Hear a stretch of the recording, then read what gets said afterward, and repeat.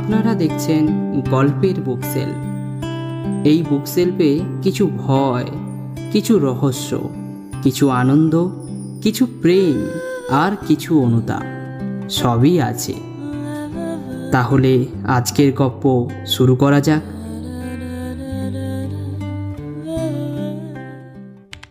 প্রণয় একজন খ্যাতিনামা সাংবাদিক। যুক্তিতর্কের ওপর ভরসা করে চলা একটি টিভি অনুষ্ঠানের নাম ভৌতিক ও অভৌতিক। প্রতি রাত 12টায় সম্প্রচারিত এই অনুষ্ঠানের মূল লক্ষ্য হল ভৌতিক ঘটনার পেছনে সত্যতাকে উদ্ঘাটন করা। প্রণয় সেই অনুষ্ঠানের হয়ে সাংবাদিকতা করে। তবে মজার ব্যাপার হলো প্রণয় নিজে কখনো ভূত বা অশরীরী কিছুতে বিশ্বাস করে না। এদিকে তার প্রমোশনের জন্য ওপর মহলে কথাবার্তা চলছে। সে দিন প্রতিদিন চেষ্টা করে তার কাজ আরও কত ভালো করা যায়। হঠাৎ তার একদিন মাথায় আইডিয়া এলো, যদি একটা ভৌতিক বাড়িতে এক রাত কাটানো যায় আর সেই পুরো ব্যাপারটাকে ক্যামেরায় রেকর্ড করা যায়, তাহলে তো তার প্রমোশন কেউ আটকাতেই পারবে না। কয়েকজন পরিচিতকে ফোন করে খোঁজ নিল। জানা গেল একটি গ্রামে এমন একটি পুরনো বাড়ি আছে যেটি নিয়ে বহু গুজব রয়েছে। গ্রামের মানুষ বলে রাতে ওই বাড়িতে গেলে কেউ আর ফিরে আসে না। বাড়িটি নাকি খুব অভিশপ্ত। এই কথাগুলো শুনে প্রণয়ের কৌতূহল আরও বেড়ে গেল। সে ঠিক করলো ওই বাড়িতেই একটা রাত কাটাবে। যা কিছু ঘটবে তা সে ক্যামেরায় রেকর্ড করবে। প্রণয় যখন সেই গ্রামে পৌঁছল তখন সূর্য অস্ত গিয়েছে। চাঁদের আলোয় বাড়িটা আরও রহস্যময় লাগছে। পুরনো কাঠের দরজা, ভাঙা জানালা আর মাকড়সার জাল, চারিদিকে যেন শূন্যতায় ভরপুর। প্রণয় ব্যাগ থেকে ক্যামেরা বের করে ভিডিও শুরু করলো। আপনারা দেখছেন ভৌতিক এবং অভৌতিক। আমি প্রণয় আছি আপনাদের সঙ্গে। আজকের মূল বিষয় হলো এই গ্রামবাসীদের মতে এই বাড়ি নাকি ভৌতিক। প্রত্যেক রাত 3:35-এ এখানে নাকি অদ্ভুত কিছু ঘটে। আমি এই গুজবের সত্যতা যাচাই করব আজ। আপনারা থাকুন আমার সাথে।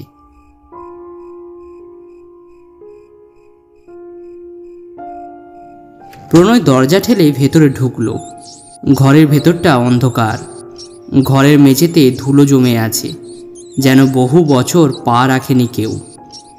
দেওয়ালে কোথাও পোকা খাওয়া কাঠের তক্তা, ভাঙা চেয়ার আর এক কোণে ধুলোয় জমে থাকা একটা আয়না। আয়নার সামনে এসে দাঁড়ালো প্রণয়।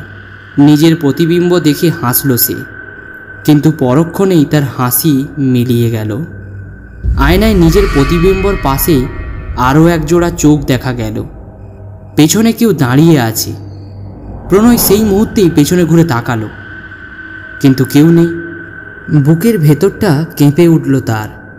নিজেকে শান্ত করবার চেষ্টা করলো সে। এটা মনে হয় তার কল্পনা বা তার চোখের ভুলও হতে পারে। এই ভেবেই সে নিজেকে শান্ত করল। সময় তখন রাত 2টো। প্রণয় ডায়েরি লিখছে। হঠাৎ ঘরের ভেতরে একটা ঠান্ডা হাওয়া প্রবেশ করলো। প্রণয় মুখ তুলে দেখল ঘরের জানলা দরজা সবই বন্ধ। তাহলে হাওয়া এলো কোথা থেকে? এমন সময় বাইরের করিডোর থেকে কারো পায়ের আওয়াজ শোনা গেল। কেউ যেন ধীরে ধীরে পায়ে এগিয়ে আসছে। প্রণয় করিডোরের বাইরে বেরিয়ে এলো। কোথায়? কেউ নেই তো। করিডোর সম্পূর্ণ ফাঁকা, শুধু বাতাসে শুকনো পাতার গন্ধ চারিদিকে। প্রণয়ের ভালো লাগলো। বাইরে বেশ ঠান্ডা হাওয়া বইছে। কিছুক্ষণ দাঁড়াবে ভাবল সে। এমন সময় আবার সেই পায়ের আওয়াজ, এবার ঠিক তার পেছনে। পেছনে ঘুরতেই তার বুকটা ভয়ে কেঁপে উঠল। করিডোরের অন্য প্রান্তে দাঁড়িয়ে আছে একজন, একটা মহিলা।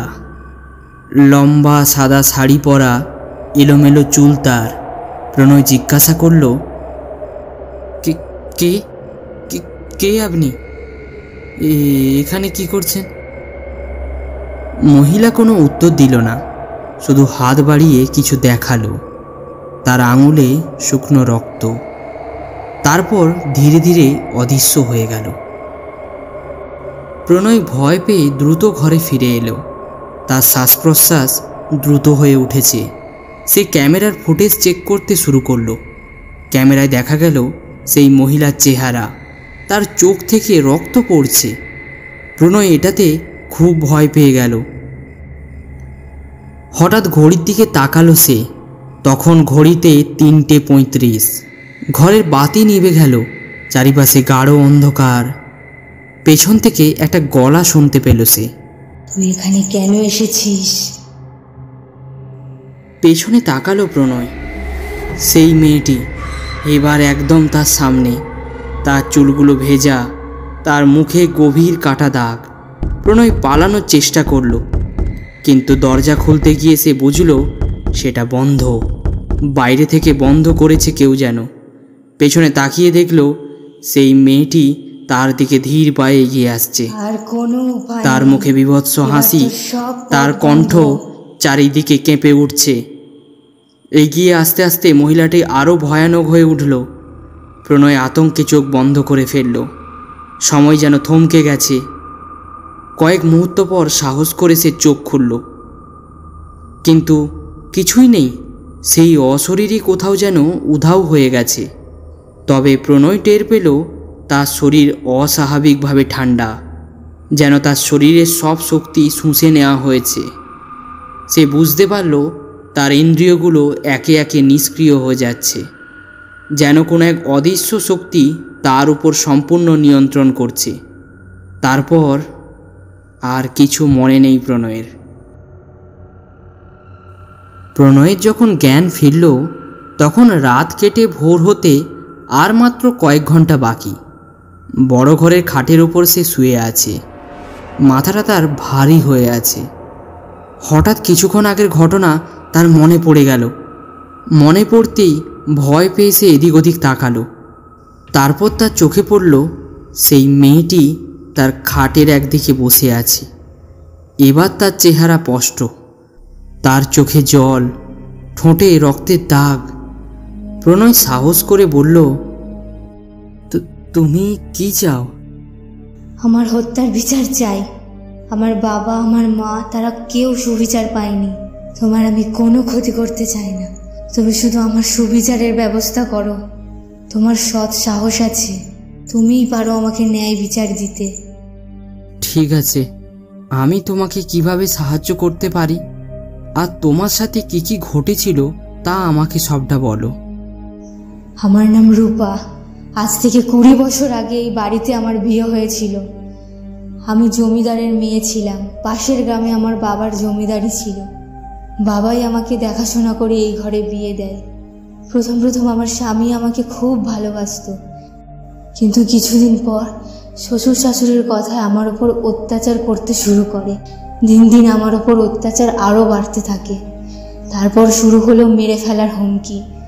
ওরা চাইতো যাতে আমি গোপনে আমার বাবার সমস্ত সম্পত্তির কাগজ ওদেরকে দিয়ে দিই, কিন্তু আমি বেঁচে থাকতে এই ভুল কাজ আমি কখনোই করতাম না।